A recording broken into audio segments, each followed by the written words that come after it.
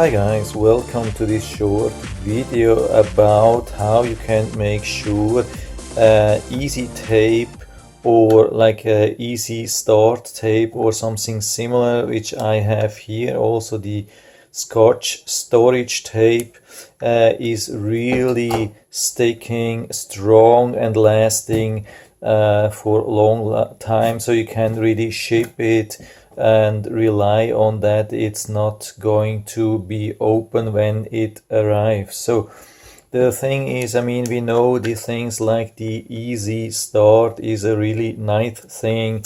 You can really rely on that. That's easy to open, I mean, to start. Yeah, it's basically, that's the name. It's easy to start, and even if it falls back, you can easily pull it up again. And this is what I really like. Usually it's pretty thick, actually much thicker than normal tape, but the problem is usually we can use it, let's say here, and put it down, but usually it comes back up pretty fast. That's the big problem with the Easy Start tape, and this is how to solve this problem. When you just put it down like this, it has a really hard time to stick. And what I really recommend to use in this case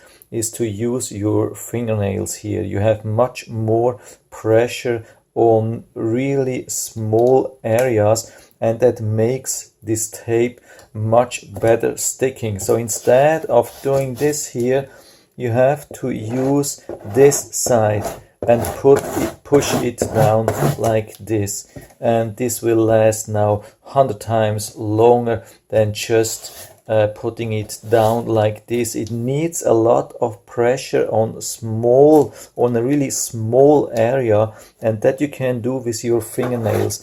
I've done this many times, and I had a lot of success where other people were heavily struggling with this actually nice tape.